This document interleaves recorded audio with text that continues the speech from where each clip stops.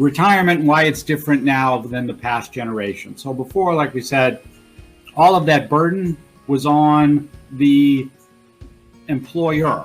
They were pension plans. They were defined benefit, which is another way of saying a pension plan. So all of the burden on retirement income was borne by the employer. Well, with the advent of the 401k plan, all of that has now shifted, and all of that is on the employee. You are responsible for your retirement now, and that burden has not worked for most retirees trying to figure out how I'm going to get and make my money last as long as possible.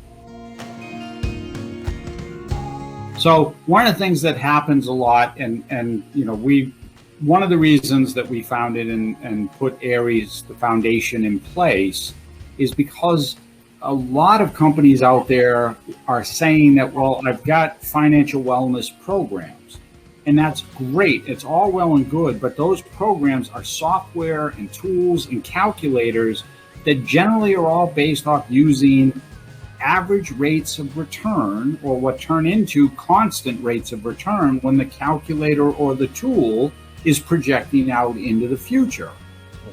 Essentially how this works is the calculator or the tool will say, oh yeah, you've got, you know, X amount for an average rate of return in your portfolio or that investment. We're going to project that out for the next 20 or 30 years of your retirement, which if you're taking less than that out based on the calculator, you're going to win. It's going to go up. And you're going to be left with pools and big piles of money at the end of it, because it's going to show that you've outpaced the withdrawal that you've done. So you should have bought a Lamborghini, is what you're saying. Yes, or the next generation will, because certainly there's big numbers there at the end. But the reality is that that's not how distribution planning, like Craig talked about, getting the money out efficiently, that's not how it works. But generally, when we do this, we try to set up the game board, right? And the game board starts with whatever you have for your pile. And it doesn't matter how big a pile it is. It's yours, so it's whatever it is. And the pile is all of your assets. Your money that's in your retirement accounts, money that's in the bank, money that's in other investments. It doesn't matter where it is. That's your starting number for the game board. And you're going to withdraw how much out of it every year to cover your expenses. That's the next one. Now, this only has you living for 20 years as far as our game board is concerned, 20 years in retirement, right? And 20 years, that's average, right? That's the average length that somebody's going to live. And what's the problem with averages, Craig? Well, the average means that some will die sooner and some will live longer. And what we find is that 20 years generally is not the time frame to be planning for. It's more likely going to be 25 or more years for retirement. Well, for the game board purposes, now we were going to update it last year, but because of the pandemic, we just said, forget it, we're not going to touch the board because of that. So the board is 20 years from 99 to 2018. And when you look at the returns, average them out over the 20 years, you get 11.74%.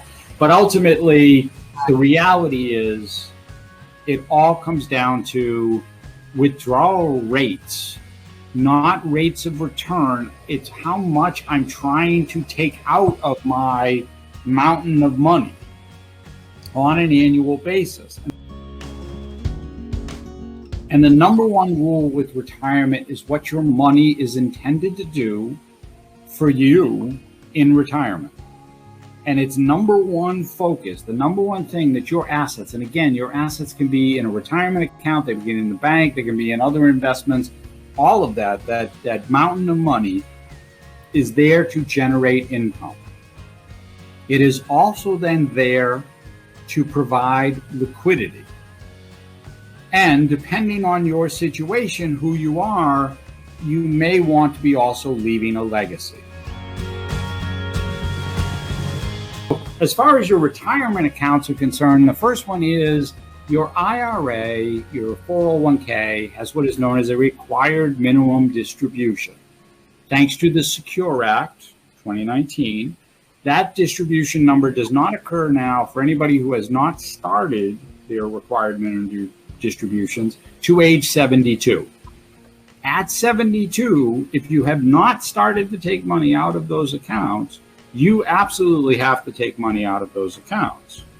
And the thing is, you'd say, well, okay, that's great, Mr. Government, Uncle Sam. You push the number out from 70 and a half where it used to be to 72. That's nice of you, except they ratcheted up the distribution table. So now you have to take more out when you get to 72 than you did at 70 and a half. All right. So this says, what happens if I wait, right? This talks about the power of patience, but here's what happens with Social Security. You are eligible to collect at 62. That is the first time you can be eligible. However, you will take a reduced benefit based off your full retirement age. That reduced benefit is approximately 6.25% per year prior to your full retirement age that you decide to take it. Because every month that you wait past full retirement age, your Social Security benefit goes up by almost 3/4 of a point. About 3/4 of 1%. So it's about 8% a year that it will go up. There is. So here's the thing. If you take Social Security early, prior to FRA, you are allowed to earn $18,960. Anything over and above that, Social Security is going to withhold from your benefit $1 for every $2 that you're making over that $18,960. That's the last year's number in terms of dealing with that. However, they will tax your benefit, and they are going to tax your Social Security no matter what. Social Security is going broke, and I will pay less taxes, like you just talked about, when I retire, right? So two things. You know, the Social Security is going broke is not really the case. What's happening is the reserve fund is being depleted because for years you had more people paying in than you had taking out. But so what are the things that don't count, right? So there are income arrangements that don't count, right? Okay. So one of them, health savings accounts there. So if you have HSA or available a health savings account through your employer, this is a bonus, right? So one of the things with that is that money can be used and can be tax-free income to you in retirement. So one of the things Craig and I talk to everybody about is looking at funding into your retirement account to the max of the match. If you've got an HSA, then funding money into the HSA, and then let's look at where else we can put it and whether that might be, do you have access to a Roth inside your 401k plan? If you don't, do you make too much and are disqualified from contributing to a Roth?